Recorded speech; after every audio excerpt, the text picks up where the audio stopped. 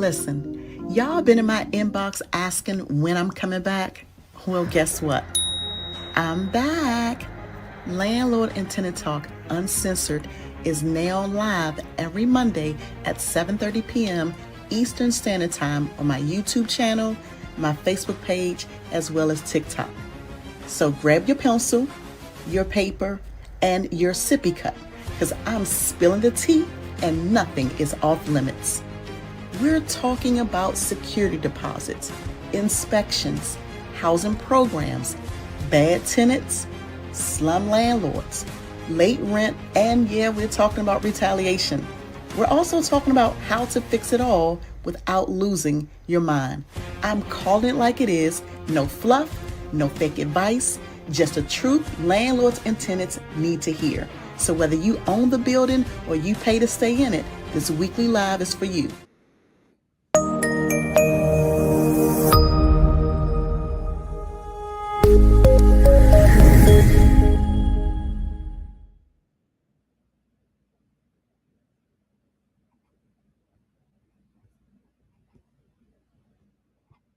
Welcome, everybody. Happy Marvelous Monday. I hope that you are well today. Thank you for those of you who are joining me live. Thank you for those who are watching the replay. I am Karissa Spann, the Landlord and Tenant Expert, and I'm excited to share some stories today about open houses and what does that mean.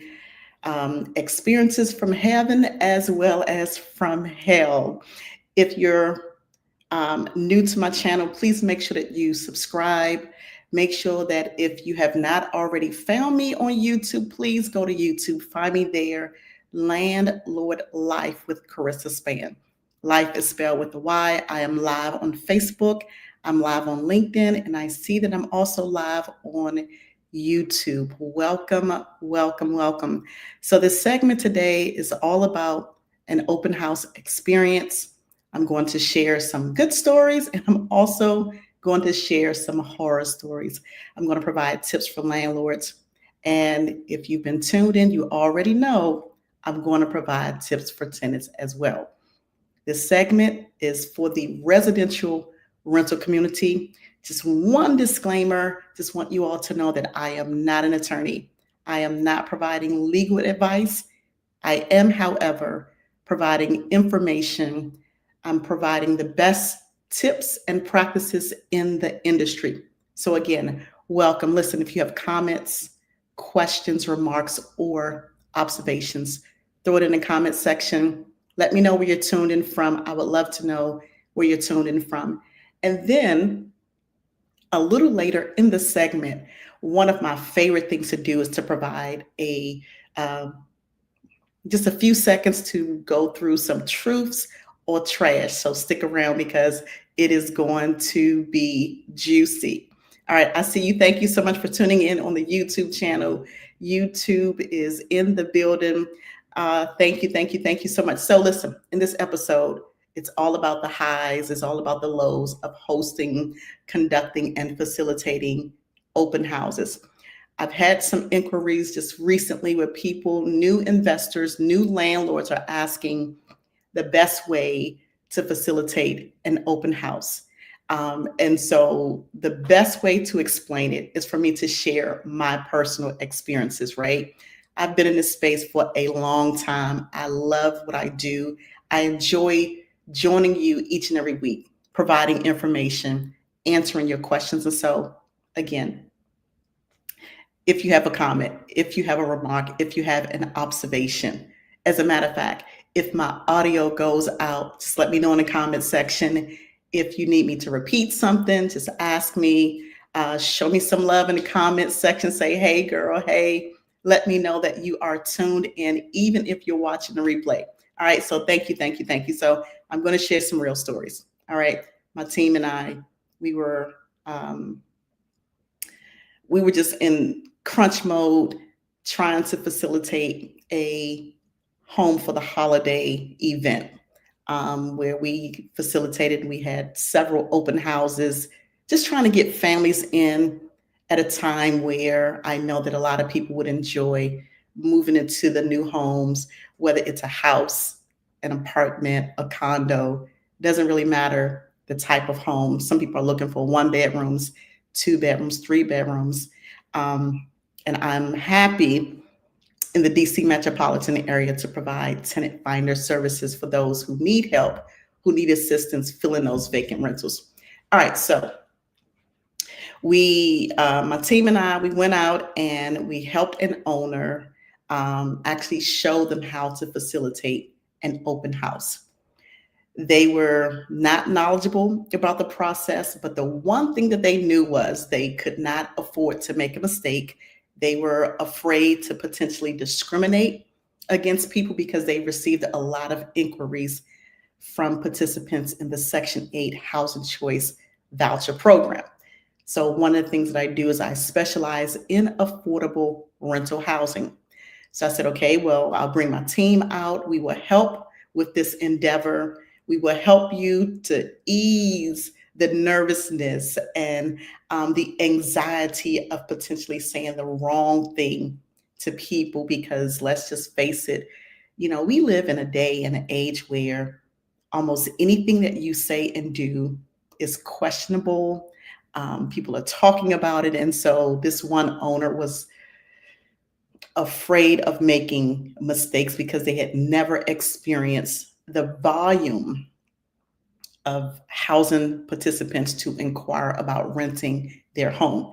Now, if you followed me for some time, you know that I am a property management educator. I'm an educator at heart. Although I am in property management, I've been in this space for 20 plus years. I enjoy managing property. I enjoy inspecting property. I enjoy educating tenants, and I also enjoy educating landlords. And so I am God thankful that it provided me this open house. It provided me a space where I can do all of those things, right? So as a housing inspector, I'll always go into a rental place and I'm looking at not just what's completed, especially if it's been newly renovated, but I'm also looking at, okay, are there any areas that could be tightened up, right? And I'm going to identify what those things are. And I do that. This is not part of the segment today, but I do that because I want owners to understand that when they are renting their place, apartments, houses, trailers, right, that they're not just renting property, but they are providing an experience, a livable experience for tenants. And so it is always critically important to make sure that you're renting property that's decent, that's safe, that's sanitary. Hands down, I promise, if you take care of the repairs before tenants move in, you'll likely have less headaches after they've signed the lease. Okay, so I'm going to always highlight improvements that could be completed, right? But then I'm also going to educate tenants, because sometimes tenants are concerned, especially if it's an open house and you have other people there. Sometimes they may not want to ask questions. And so walking them through the process of being comfortable enough to ask questions, just stepping away, stepping outside of the rental, just to entertain the questions, the conversations. It was a pure joy for me. Listen, I'm a people person. I'll talk to anybody, but I'm passionate about educating. So I inspected, I educated the tenant, I educated the owner, and I'm going to share some of what happened in that experience. All right, so today I'm going to cover how to handle difficult prospects. I'm going to cover what's normal versus what is unacceptable when it comes to open houses and showing. I'm also going to talk a little bit about how behavior tells a bigger story, right? So behavior from the tenant, behavior from the landlord, red flags to look out for, because you need to know these things if you're conducting an open house, okay?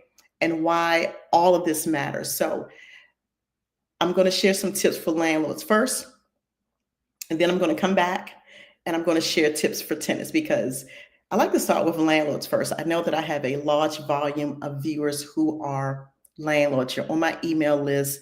I've likely communicated with you, had some sort of interaction with you in the DC metropolitan area, especially on the YouTube channel. But I do that because I want to provide you as a landlord, as a property manager, with helpful information straight with no chaser. Okay. So the first thing that I'm going to tell you is this. Yes, there are things that you should absolutely not do. Okay. When it comes to rental property, especially when you are afraid. But one is to never skip the open house. Okay. Apartment building, single family home, row house, never skip the open house. Even if you are afraid, there's a way to do it where you can be successful, you can be extremely productive. And here's why I say that, because when you are conducting an open house, it tells you everything. You can learn more from one showing than from 10 applications. One of the things that I would also recommend if you are facilitating an open house, usually, especially for those rental properties that are larger in size, maybe it's a 3 or 4, 5, or a 6-bedroom rental property. Sometimes you'll have families that will show up. Hey, Kim, thank you so much for tuning in. Sometimes you'll have families that will come out on the weekend. So if you are facilitating it on a Saturday or a Sunday, you're likely going to get more people to come out because they're off work. Perhaps children are out of school, perhaps other family members or loved ones are available, right? And when that happens, you want to always watch body language. You want to look at communication styles. You want to look at levels of respect, because that is important. And oftentimes, tenants who will go above and beyond, they'll take time to prepare, right? And so when it comes to that open house, that's really a gold mine, because you're not just limiting yourself to just one person at a time, right? And it's not to say that anything is wrong with conducting business like that. I've done that. But let's be honest, some of us, we've scheduled one-on-one appointments only for prospects to not show up.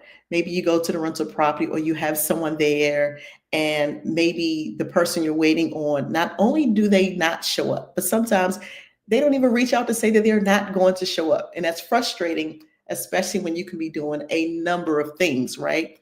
So don't skip the open house. Is my second tip for you as a landlord is this: pre-screen for everybody, right?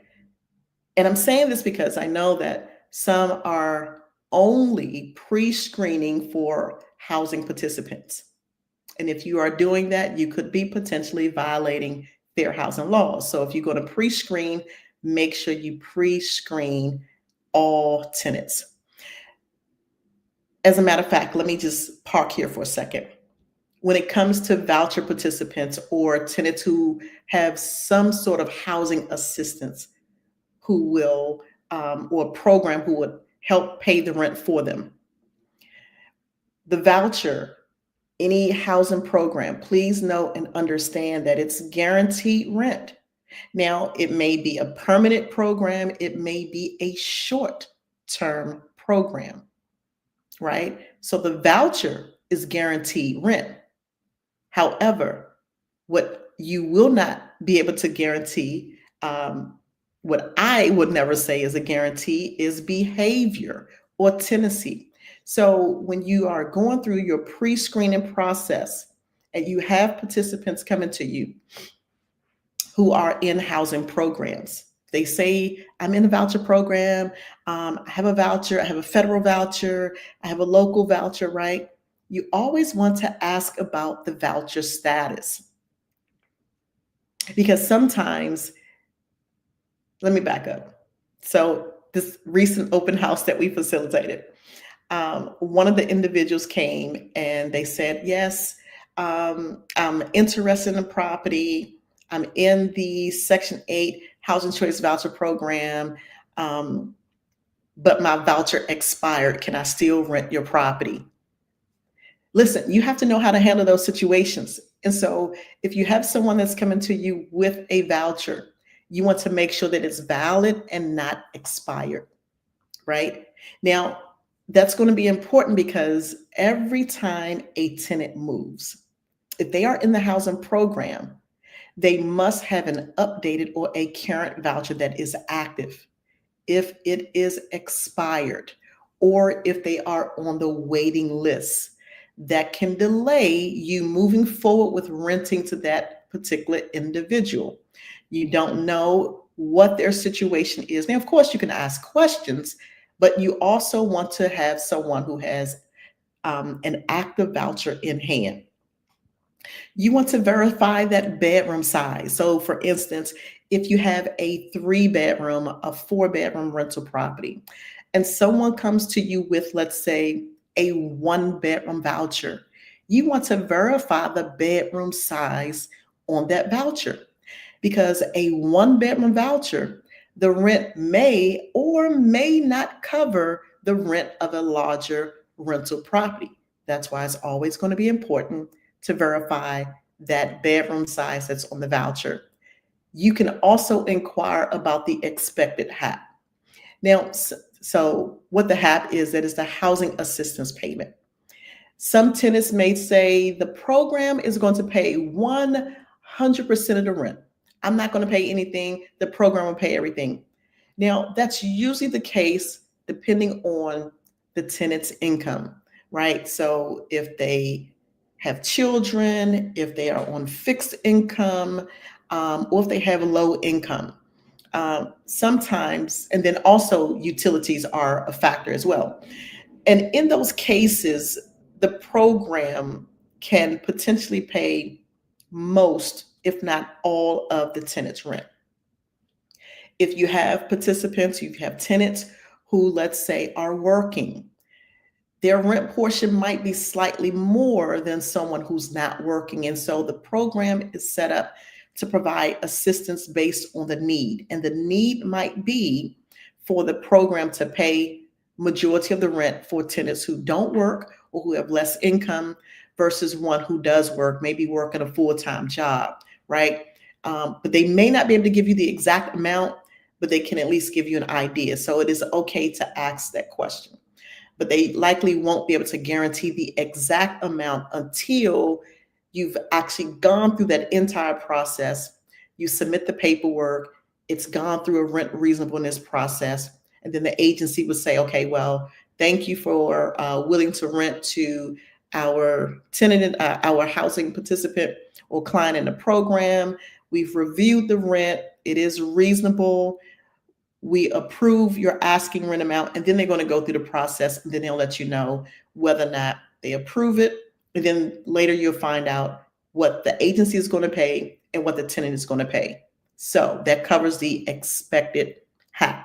Now, here's the next thing. Hey, Sean, thank you so much for tuning in on the YouTube channel. I see you. You can always ask about the current landlord relationship. It's okay to ask tenants why they are moving. Now, not just voucher participants, but any tenant, right? And so you just want to make sure that you're treating everybody the same, that your application process is the same. There is nothing wrong with asking those questions. Just make sure that you are documenting it and making sure that you're covering the same thing for everybody. Here's a third tip for you as a landlord. You want to watch out for those red flags in real time, right? Some people will show up. Now, if this is your jam, this is your jam. If it's not, it's not a judgment. But I've had people show up and they smelled like yesterday. They smelled like marijuana. They smelled like all types of things, right? Now, that could be a red flag, right? Poor hygiene, that could be a red flag. Now, you cannot deny an application because someone smells like that. But when you go through the application process, and if you're looking at everything, it could be a red flag and it could give a message, right? It could send a message. So again, that could be a red flag. Another red flag could be excessive complaining. I had a young lady, not this past incident, but I've had a young lady, a couple of people before, as a matter of fact. All they did was complain. I think I've shared this a couple of months ago. They complain about the prior landlord or the current landlord. They trash the landlord, they trash their neighbors. Like, just didn't seem like anything positive could come from them because everything was so negative. Now, here's why I say that could be a red flag. Because if they are coming in the door with nothing but nagging and complaining and negative conversations, it could potentially be the same when they move in. That is not an automatic denial of the application. You can't automatically deny somebody because they are complaining. However, you can look at it as, okay, that might be a red flag. Maybe let me dig just a little bit deeper to understand what my ears are hearing, right? Aggressive behavior or entitled behavior are other red flags. So when it comes to aggressive behavior, you have someone who is almost threatening you if you don't make a decision to rent to them right away, right? Don't be threatened. Don't feel bullied. Don't feel pressured, right, to make a decision on the spot. It is okay to let applicants know that, and this is what I would always recommend. If you're still vetting applicants, it's always better to let people know, listen, we're going to continue to show the property. We are accepting multiple applications. It's always better to be honest and upfront because that minimizes sometimes that aggressive or that entitled behavior. And so when you have an open house, usually you have multiple people showing up at the same time, and they already know that there are others who are also interested in that rental property. Another red flag is disruptive behavior. So if people are bringing others who are disruptive, they're on the phone, they're very loud, they're very disrespectful, they're arguing, which did happen. Someone got into an argument. That's a red flag. Okay. You want to always watch for those red flags, identify the red flags, recognize it up front. Okay, here's my next tip for you as a landlord. Don't apologize for having standards. I know that for some of you who are self-managing, or perhaps you're starting a rental property business and you have maybe 3, 4, 8, 12, 20 doors that you're managing, right? Do not apologize for having a standard. Make sure, however, that your standard is in writing and that you're conducting the business the same way across the board with everybody. That way, nobody will complain that you are targeting them, you're discriminating against them, because fair housing laws doesn't care who you are, what you look like, whether you know, whether you don't know, if you've been in the industry for 1 day or 1 million days, right? Fair housing laws are not in place to care about your feelings, right? So you want to always have standards. You want to have a policy, and making sure that your policy does not violate fair housing laws. You want to treat everybody the same, and you don't want to accept poor behavior. Fair housing laws are not in place to say that you must accept poor behavior. Okay. And my fifth tip for landlords on today is to stay professional, even if prospects, even if tenants are not. Your composure sets the tone. It protects you legally. So if you have someone that is not professional, it's okay, because here's the thing. They're not the professionals. You are. Sometimes people will respect you. Sometimes they will not. It's par for the course. We don't all come from the same walk of life. We don't all have the same background, right? But ultimately, and at the end of the day, when you are conducting yourself, when you are facilitating an open house, when you are operating in any capacity as a professional, just keep it professional. Don't come out of your character. Don't return negative for negative. You're the professional, right? And if it becomes too much, then of course, by all means, go ahead and remove yourself from it. All right, so let me pause. I see your comments coming in. I have tips for tenants, and then I'm going to come back to your comments. All right, so as a tenant, I think I want to pull these up on the screen. All right, so here is a tenant tip. Let me start here.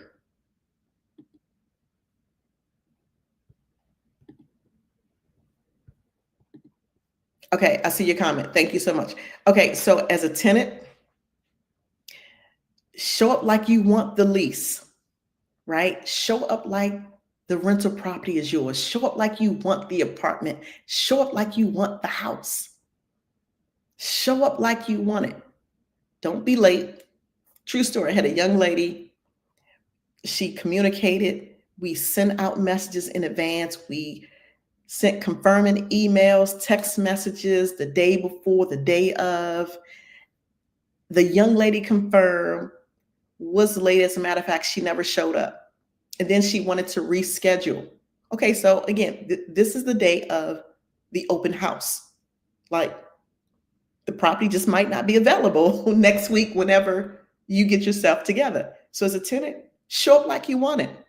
Dress neat, smell clean, and arrive on time, because guess what? You are being evaluated the moment you show up, the moment you get out of the vehicle, the moment you walk up to the rental property, right?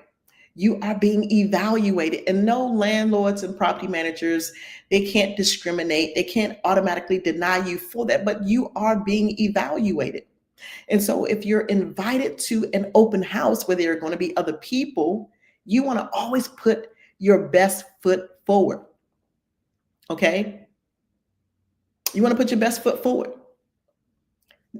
Not necessarily and always physical, because there are people, let me just retract that statement, because there may be some people who are not physically able to walk, right? Maybe you're disabled, maybe you're in a wheelchair, but when you do arrive, just make sure that, like I said, same thing, you're neat, you're clean, you're on time, because all of those things, whether you believe it or not, does matter. And you don't want to bring a distraction. That's my second tip for tenants. Please don't bring distractions. If you're going to look at a rental property, don't bring someone who's going to be loud, that's going to be disruptive, where you have, I've shared this on a live a couple of years ago. I was facilitating an open house. I had some students with me, just showing them how to do the same thing. So as a property management educator, I show people how to get into the industry, how to do what I've been doing for years, right? And so my team and I had several, I think I had about 5 students with me, in addition to my staff. So we're facilitating an open house. Now, this was for a single family home that was newly renovated. I mean, it was beautiful. The owner spared no expense. They put all the bells and the whistles in that rental property because they wanted the tenant. Didn't even matter what type of tenant, voucher tenant, whoever, right? They wanted the tenant to experience life on that level. Okay. Everything was top of the art technology. Everything was push button. Everything was on remote. I mean, it was beautiful. Right. And so this one young lady, she came in, and so I shared my blooper. That was my fault. That was my fault. That was my mistake. I took credit for that, right? I took credit for that blooper. So we provided refreshments. We provided chocolate chip cookies and cocoa. It was the winter, right? So I have a heart for people, right? So this one young lady, she had her children with her, and one of the sons, after he ate the chocolate chip cookies that I provided, they're running through the house, excited about everything that they see. We had all the lights on, we had soft music playing. Like, it was the best welcome, right? It was the best open house experience. Hands down, it was a good one. So the son is running through the house, chocolate chips all on his hand, and he's touching the wall and he's touching things. And my team and the students, they're like, oh my God, there's chocolate everywhere. That was not good. It was not good for me. And it was not a good experience for the family, right? And so I'm sharing these tips with you, tenants, because again, landlords cannot automatically deny your application, but you don't want distractions and disruptive behavior like that to potentially put you in a negative light, because perhaps maybe they were going to choose you, but in an open house setting where there are so many others to choose from, now in a situation like that, perhaps you put yourself on the back end. Now, it's not to say that all people will do that, but you just never know nowadays, right? And of course, they're not going to say it, which is why I'm sharing this information with you to help you to help yourself. All right. You want to minimize showing up smelling um, like marijuana or yesterday's garbage, right? Um, Sometimes, and I get it because some people are homeless, right? But if you have the capacity to tidy yourself up before going to the open house, that's always a good idea.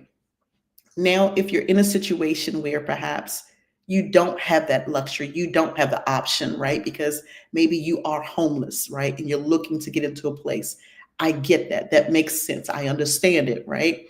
Um, but for those who do have the ability to do better, I'm just simply encouraging, when you know better, you do better. And if you can't help yourself, that's completely understandable, right? Because ultimately, housing is available for people who need it, right? And it's not a judgment. And again, it's not an automatic denial, but these are just some tips to help you as tenants. Here's another tip: don't complain, but communicate. So a little earlier, I shared how some landlords may view it as a red flag if you're complaining and you're bashing your landlord. Oh, my landlord was some sugar honey iced tea. Baby, let me tell you something about my landlord. My landlord was ghetto. Him and his wife, they just, and you're spilling the tea, right? It is okay to communicate without necessarily complaining, because sometimes landlords will likely go past you and pick someone else. Point out concerns respectfully, saying, even if you notice something that's wrong in that rental property. Listen, I had a gentleman, and I'm laughing now. So, some years back, I had a gentleman who um, he went to look at one of the rental properties and he was just so negative. Now, I get that the rental property may not been in the most desirable neighborhood. That's a professional way to put that. The property was just in the hood. It was in the hood. That's all there is to it, right? Location, location, location. So the guy, before he went to the property, he knew the address. He actually showed up, but then complained that the property was in the hood and that it was near projects. Like, you knew that before you went into the house, yet you went in, right? And then expected for that behavior to be tolerated. Like, listen, that's a red flag. Okay. Now, if you see something, you say something, but I, again, would suggest that you do it in a respectful way, right? You don't have to be ghetto. You don't have to be ratchet. You don't have to be hood, because some owners and some property managers don't know how to receive that. They may feel intimidated by it, right? They may feel pressured. They may feel bullied, and they're not going to say that to you. I'm telling you because you're my friend and I want you to know. Okay. So say it with respect, right? Say what you mean what you say. And you can always ask the question. Like, if you see something wrong, ask a question, just, or say something like, I noticed that um, there is a slight hole under the bathroom cabinet, and ask, will it be repaired before we move in? See how that sounds mature versus saying, y'all gonna rent this place like this and they got holes under the bathroom cabinet? What kind of landlord are you? I promise. It's the same message, but it's all in how you say it, right? So complaining loudly sounds difficult. All right. Here's your next tip as a tenant. And let me hasten, lest I keep you too long. Your attitude. Oh my gosh. Your attitude, it matters as much as your housing matters. Because here's the thing, landlords, they want stable, they want respectful tenants. They don't want drama. Nobody wants drama. And I know that nobody's perfect. I get it. Nobody's perfect, but I promise nobody wants drama. No, no. I can't think of any landlord who said, Karissa, I want drama. I can't think of anybody. I've never had anybody to say that to me. So please don't take drama because that can be perceived as a red flag. Here's your final tip as a tenant. If you are participating in a housing program, if you have a voucher, please keep your voucher ready. Making sure that your voucher has not expired. Okay. Making sure that you understand the application process before you submit the application. Ask the landlord, are you accepting other applications? Do you participate in the voucher program? Now, let me just say that just depending on the jurisdiction, landlords cannot automatically deny you because you have a voucher. But it's still good to put it out there that you do have one. And then you also want to find out the process. Okay, well, when I submit the application, should I also provide you with a copy of my voucher? I would even recommend on the day of the open house, on the day of you taking a tour of that rental property, that you show up with your voucher in your hand because it shows how serious you are. It shows that landlord, like, listen, I am ready. Okay. And you always want to be ready. Okay, let me pause. Let me come to my question. All right. Okay, so there's a question about conducting an open house only to Section 8 tenants. Great question. Thank you so much for that. Okay, so when you have Section 8 Housing Choice Voucher Program participants, I would say just facilitate an open house. You don't necessarily have to conduct an open house just for people in the voucher program and then conduct another one just for market renters, right? Just conduct an open house and invite whoever is interested in renting that property. Thank you so much for that question. All right, so now let me get into my truth or trash segment. This is one of my favorite parts of the show. So let me see if I can pull that up on the screen here. Okay, so my platform has recently changed. It's not allowing me to pull it up on the screen. So I'm going to say it. Now, here's what happens with the truth or trash segment. So I'm going to read a common myth or something that I've heard people say to me, be it from a landlord or a tenant. And then I'm going to call it either truth if you agree, or I'm going to call it trash if you disagree.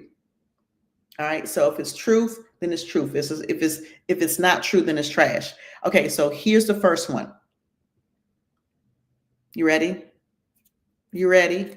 Okay. Let's get into it. All right. So expired vouchers are still good because the housing agency will work with you. I'm going to repeat that. Expired vouchers are still good because the housing agency will work with you. Is that truth or is that trash? Let me know what you think.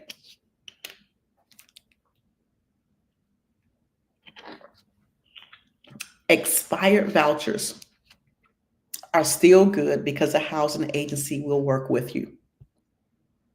All right, I see your comment. Thank you so much.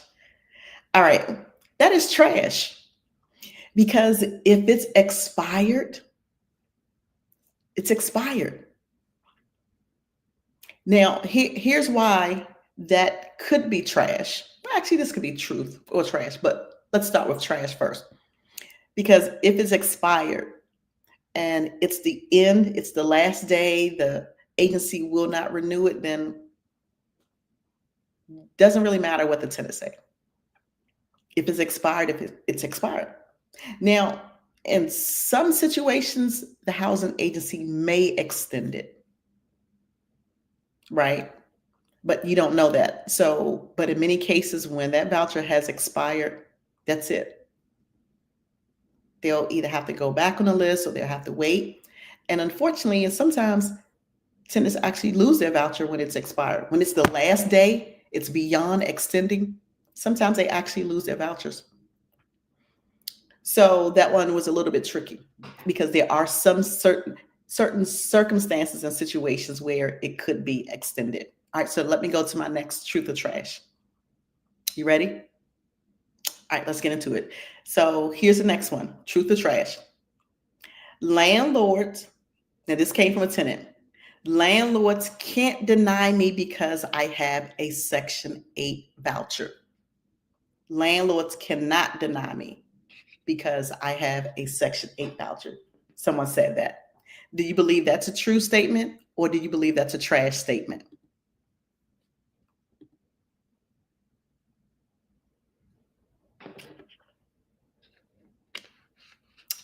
All right, let's see. Okay. That's actually trash. That's trash. Here's why.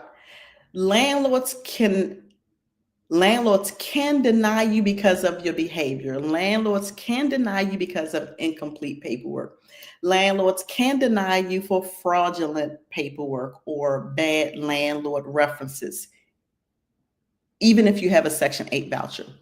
So just because you have a Section 8 voucher doesn't mean that a landlord must accept you if you do not meet the application process criteria, rather, that background check. Now, landlords cannot automatically deny you because you have a voucher.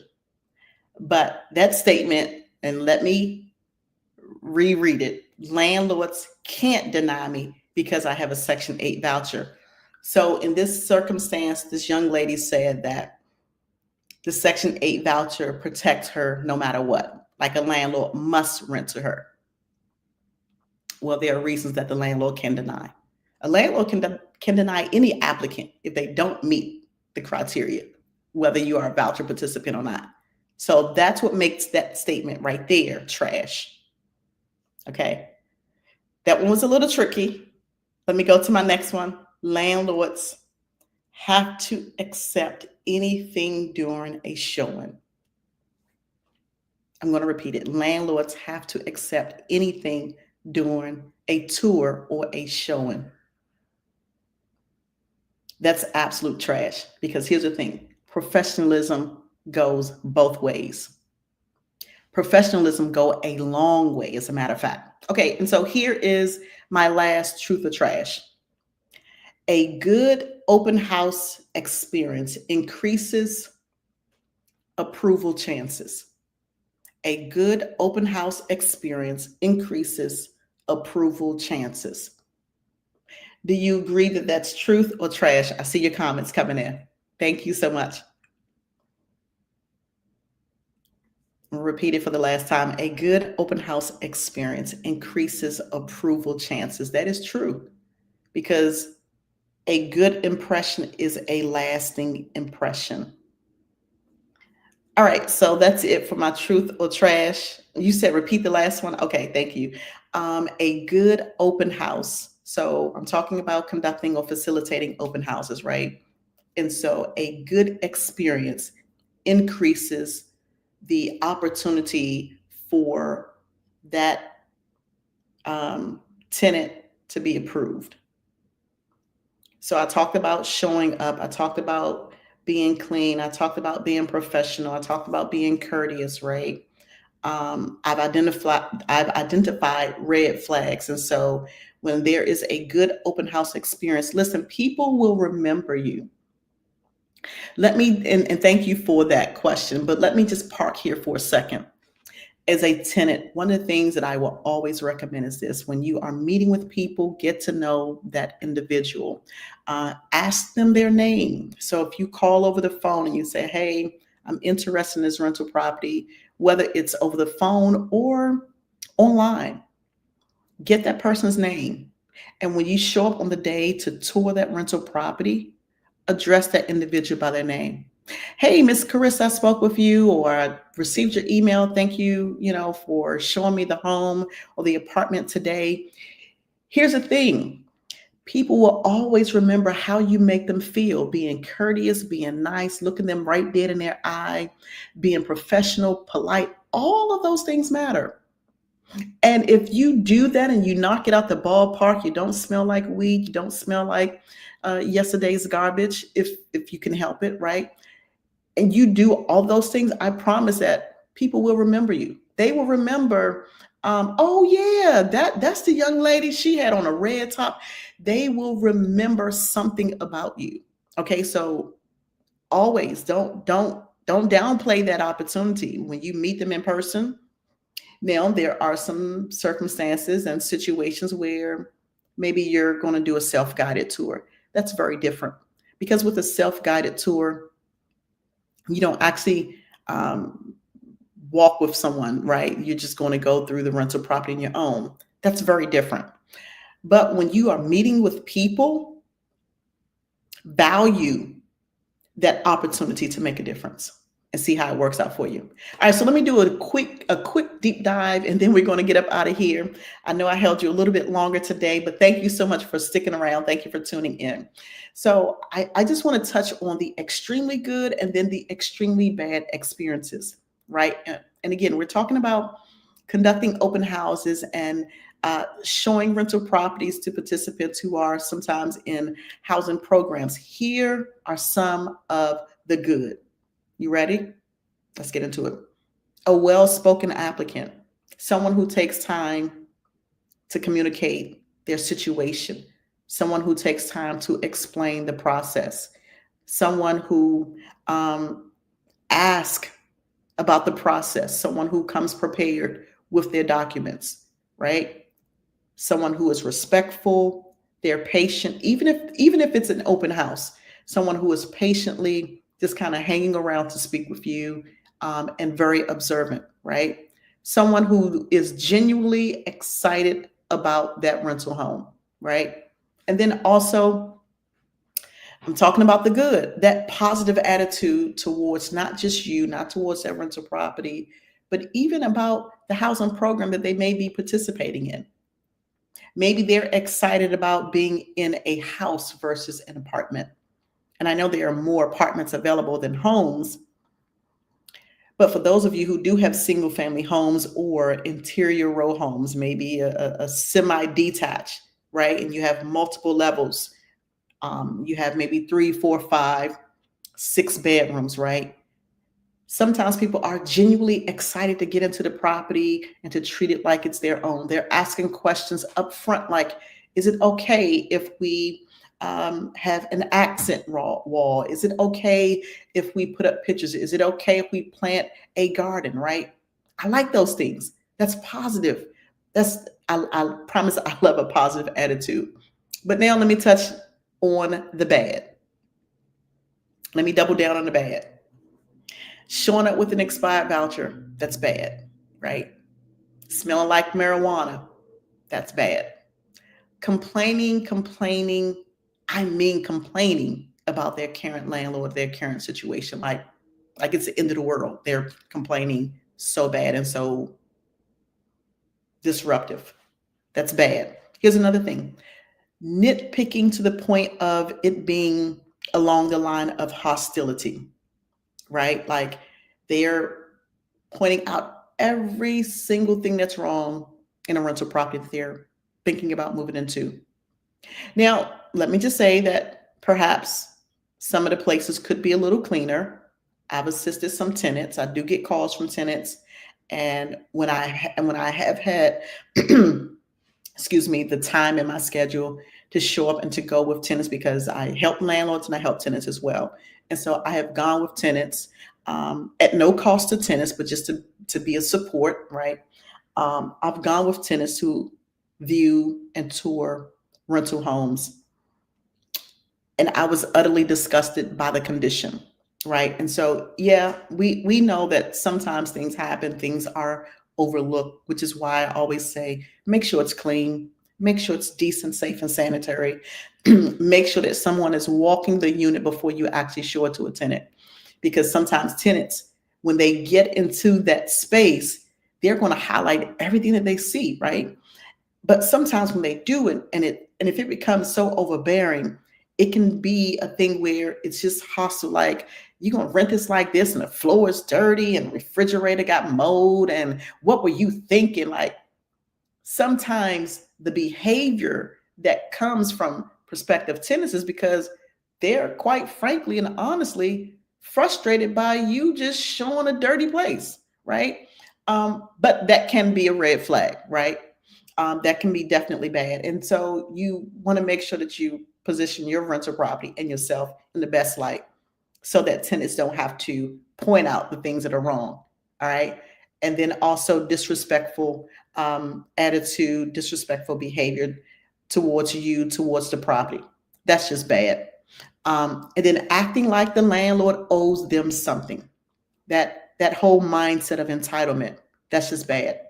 All right, so those are just some of the things that I wanted to share today as we talked about conducting open houses. Some of the behavior that are from heaven, and then some of the behavior that is from seemingly hell. Listen, it happens. It happens to the best of us. Um, it happens to many of us who've been in this space for a long time. But I will say this: when it comes to facilitating an open house, it doesn't.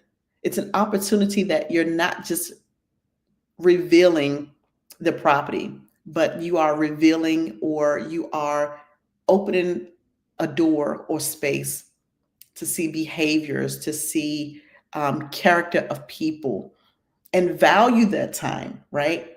It doesn't have to be a long time. It could be an hour. It could be a 2 hour time frame, just whatever works. Play around with your schedule, see what works.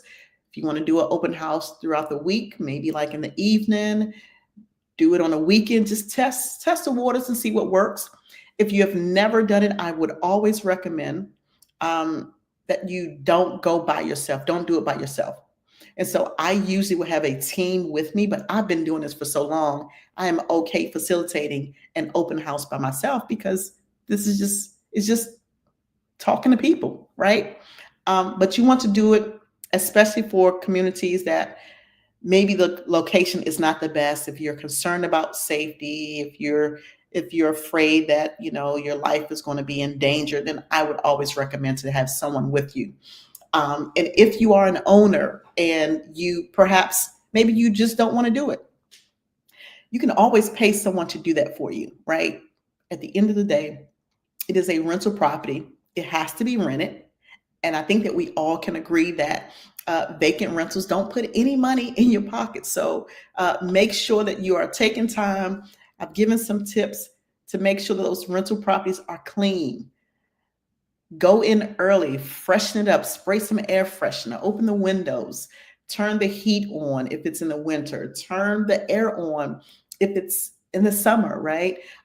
Make it welcoming, make it a place where it welcomes people and they can actually see themselves living in that rental property, because ultimately that's what you want.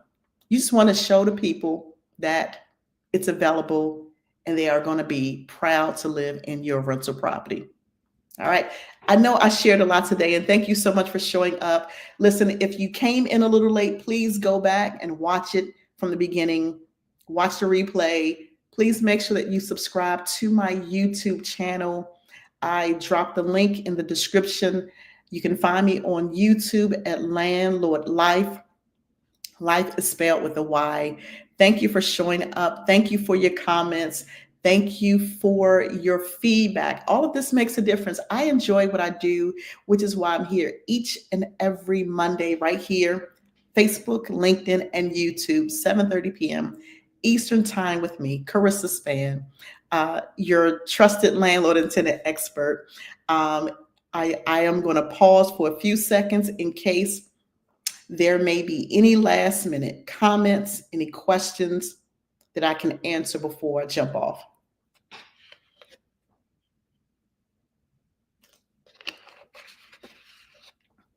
And then also, if you had an opportunity to look at the description, I do have some ebooks that are available on my website. I'm excited to share. I don't know that my team or I dropped the link, but I'm excited to share that I've created some space. Many of you know that I'm a property management educator. I've been a professor of property management since 2018. I'm excited to provide training for those of you who are considering a career change, um, absolutely free intro to property management.